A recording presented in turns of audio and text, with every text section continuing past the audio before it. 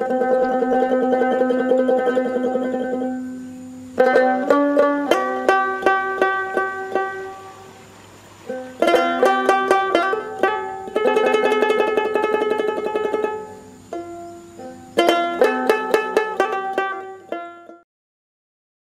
গ্রাস সরু এবং দীর্ঘ পাতা বিশিষ্ট একটি বহুবর্ষজীবী উদ্ভিদ। বাণিজ্যিকভাবে চাষ করা সুগন্ধি ফসলগুলোর মধ্যে একটি, যা পোয়েসি পরিবারের অন্তর্গত। লেমন গ্রাসের প্রচুর ঔষধি গুণ ও স্বাস্থ্যের উপকারিতা রয়েছে। লেমন গ্রাস তেল প্রধানত সুগন্ধি, প্রসাধনী এবং পানীয় শিল্পে ব্যবহৃত হয়। এছাড়াও জ্বর, সর্দি কাশি, মানসিক চাপ, মাসিক যন্ত্রণা, ব্রণ এবং উচ্চ রক্তচাপ ইত্যাদি মোকাবিলায় সাহায্য করে। এটির চাষের জন্য উষ্ণ আর্দ্র জলবায়ু এবং ভালো রকম সূর্যের আলোর প্রয়োজন হয়। সারা বছর 200 থেকে 250 সেন্টিমিটার ভালোভাবে বৃষ্টিও লাগে। এটি উর্বর দোআঁশ থেকে অনুর্বর ল্যাটেরাইট প্রায় সব ধরনের মাটিতে জন্মাতে পারে, তবে ভালো নিষ্কাশন এবং ভালো জৈব পদার্থ সহ বেলে দোআঁশ এবং লাল মাটি এর চাষের জন্য সব থেকে উপযুক্ত। তবে এই গাছ বদ্ধ জল সহ্য করতে পারে না।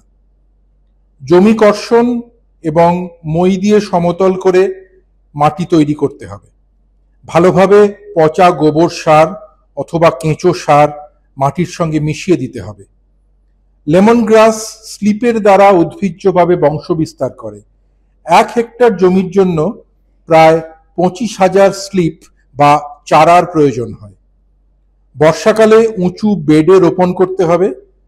6 মিটার বাই 6 মিটারের 15 থেকে 20 সেন্টিমিটার উঁচু বেড তৈরি করতে হবে। তারপর ওই শিকড়যুক্ত স্লিপগুলি 40 সেন্টিমিটার বাই 60 সেন্টিমিটার এই ব্যবধানে রোপণ করতে হবে। মে মাসের শেষ সপ্তাহে বা জুনের প্রথম সপ্তাহে রোপণ করতে হবে। ডিসেম্বর ও জানুয়ারি মাস ছাড়া বছরের যে কোনো সময় সেচের দ্বারা লেমন গ্রাস রোপণ করা যেতে পারে। এই ফসলে রাসায়নিক সার খুব কম পরিমাণে প্রয়োজন হয়। রাসায়নিক সারের পরিবর্তে জৈব কম্পোস্ট বেশি ব্যবহার করা ভালো। গাছ রোপণ করার পর জমিতে প্রতি 1 দিন অন্তর প্রায় 4 সপ্তাহের জন্য জল দিতে হবে এবং তারপর আবহাওয়া ও মাটির ধরনের উপর নির্ভর করে সপ্তাহে মোটামুটি 1 বার জল দিলেই চলবে। বর্ষাকালে সেচের প্রয়োজন হয় না, তবে মাটির সঠিক নিষ্কাশনের ব্যবস্থা থাকা দরকার। রোপণ করার পর প্রথম 3 থেকে 4 মাস মূল ক্ষেতকে আগাছামুক্ত রাখা হয়। প্রতিবার ফসল কাটার পর অন্তত 1 মাস জমিকে আগাছামুক্ত রাখার জন্য নিড়ানোর প্রয়োজন। রোপণের প্রায় 3 মাস পরে এবং পরবর্তীতে 45 থেকে 60 দিনের ব্যবধানে ফসল কাটা হয়। ফসল কাটার পর গাছের অবশিষ্ট অংশ পরবর্তী ফসল কাটার জন্য প্রস্তুত হতে দেওয়া ভালো। 5 বছর পর্যন্ত এ ফসল দিতে পারে।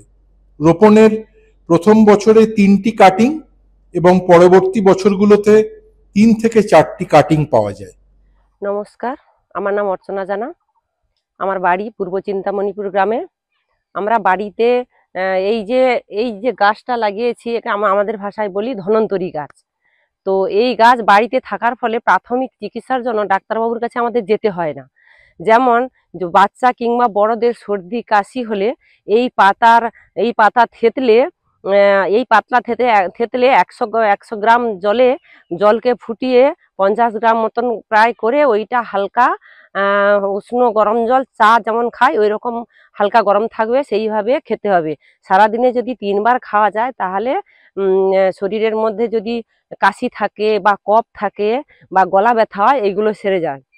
এবং বাড়ির মেয়েদের সাদা মেয় যেটা বলে, পেশাবের সঙ্গে যেটা যায়, এইটা যদি প্রতিদিন অন্তত 3-4 দিন অন্তত প্রত্যেক দিন সকালে করে 1 গ্লাস জল থেতলে খাওয়া যায় তাহলে কিন্তু সেটা সেরে যায়।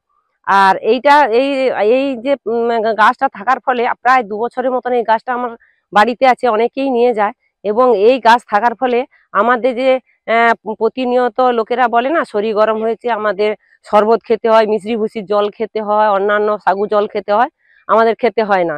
এইটা থেতলে যদি যখন মনে করি যে আমার শরীরে কিছু সমস্যা হচ্ছে, এইটা থেতলে জল খেলে সকালে 1 গ্লাস করে খেয়ে নিলে আমাদের আমাদের ঠিক থাকে শরীর, কোনো কিছু অসুবিধা হয় না। তো আমি যেমন বাড়িতে চাষ করেছি, আমি অনেকজনকেও দিয়েছি, বলেছি যে মেয়েদের বিভিন্ন রোগের ক্ষেত্রে এ কিন্তু খুব খুব উপকারী জিনিস। তো বাড়িতে যদি থাকে তাহলে প্রাথমিক অবস্থায় ডাক্তার কাছে যেতে হবে না। আর এটা থেকে শরীরের অনেক রোগ সেরে যায়। একটা রোগের জন্য যদি এই ঔষধটা এই পাতাটা থেতলে খাই, তাহলে শরীরের অনেক কিছু রোগ সেরে যায়, যেটা যারা খায় তারাই বুঝতে পারে। তো আমি যেমন বাড়িতে চাষ করেছি, অনেকজনকে দিয়েছি, আরো বলবো যাতে আমার বাড়ি থেকে অনেকজন নিয়ে গেছে, তারা পরস্পরে প্রতিটা বাড়িতে দেবে, বা আমার বাড়ি থেকেও কেউ নিয়ে যাক, সবাই সুস্থ থাকি, সুস্থ সমাজ গড়ি, এটাই হচ্ছে আমার ইচ্ছা। নমস্কার।